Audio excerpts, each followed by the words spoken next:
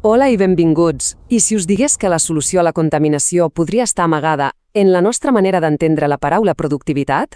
Doncs avui explorarem precisament això, com la permacultura capgira aquest concepte i ens fa veure els residus com una cosa totalment diferent. Bé, la permacultura ens lança una idea que, d'entrada, pot semblar radical. I si la contaminació no fos res més que un recurs fora de lloc, un excedent d'energia o de material que el nostre sistema simplement no ha estat prou intel·ligent per aprofitar. Aquesta és la premissa que ho canvia tot i que ens guiarà a partir d'ara. Per entendre-ho bé, farem un petit viatge en 5 etapes. Primer, desmuntarem la idea de rendiment. Després, la compararem amb el model agrícola tradicional. Veurem com es dissenya un sistema per a la diversitat. Descobrirem un nou tipus de recurs que té molt a veure amb la percepció i al final entendrem què significa fer una collita holística. Vinga, doncs, comencem pel principi de tot. Quan sentim la paraula rendiment, segurament ens venen al cap imatges de collites, de producció. Però en permacultura el significat és molt més ampli i, la veritat, bastant sorprenent. Aquí tenim la clau de volta. Un rendiment és simplement l'excedent que un sistema genera, però atenció, després de cobrir les seves pròpies necessitats. Pensem-hi un moment. Un cop el sistema s'autoabasteix, tot el que sobra és un regal. I no estem parlant només de menjar ni de bon tros. Què pot ser un rendiment, doncs? Pot ser l'energia que sobra d'un panel solar, l'aigua recollida en una cisterna, pot ser la seguretat que ofereix una tanca feta de plantes vives o, fins i tot, la cohesió social que neix en un hort comunitari. El concepte s'expandeix fins a incloure qualsevol resultat positiu i útil que generi el sistema.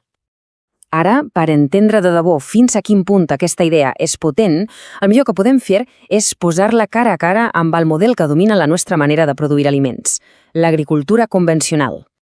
D'una banda, tenim un model centrat a maximitzar un sol producte. És el món del monocultiu, que per sobreviure necessita una intervenció constant, pesticides, fertilitzants. De l'altra, tenim un ecosistema divers, on diferents elements col·laboren entre si.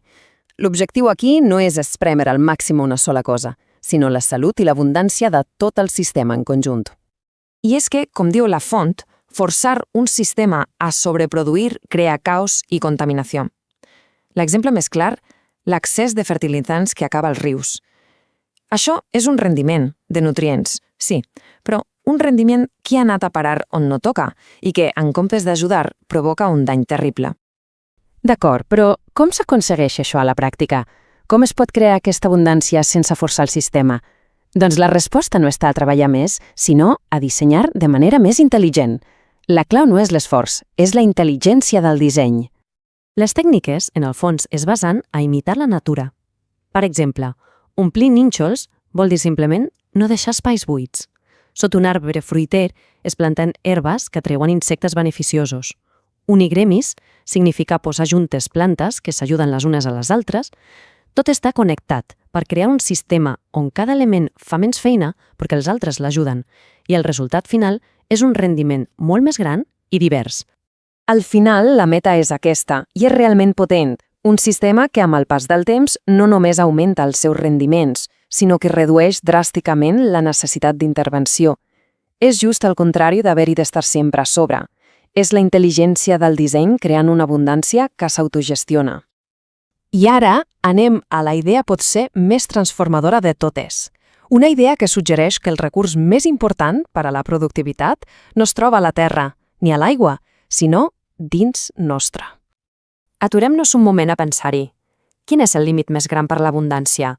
No és la falta de terra, ni el clima, ni tan sols les plagues.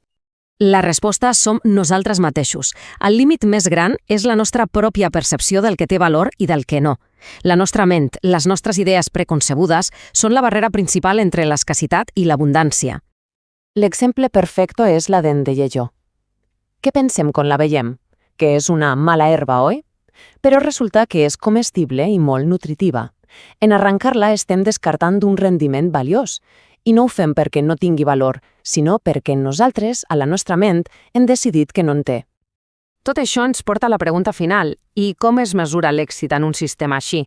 Perquè està clar que l'èxit aquí no es mesura en quilos d'un sol producte. L'evolució d'un sistema de permacultura és fascinant. Al principi, sí, requereix una gran inversió d'energia, de feina, per a un rendiment relativament petit. Però a mesura que el sistema madura passa una cosa gairebé màgica. La nostra feina va disminuint, mentre que l'abundància i la diversitat del sistema es multipliquen pràcticament soles. Per tant, la veritable mesura de l'èxit no és la collita puntual d'avui. La foto final és la salut i la resiliència de tot el sistema demà i d'aquí a 10 anys. L'objectiu no és extreure fins a esgotar, sinó construir un ecosistema pròsper i que perduri en el temps. I acabem amb aquesta reflexió. Si comencem a mirar el món amb aquestes ulleres, quantes oportunitats estem ignorant cada dia? La calor que desprèn un electrodomèstic, l'aigua de la pluja que se'n va pel clavegueram, aquella planta que creix tossudanament en una escletxa de la vorera. Potser l'abundància sempre ha estat aquí, només esperant que aprenguem a mirar-la d'una altra manera.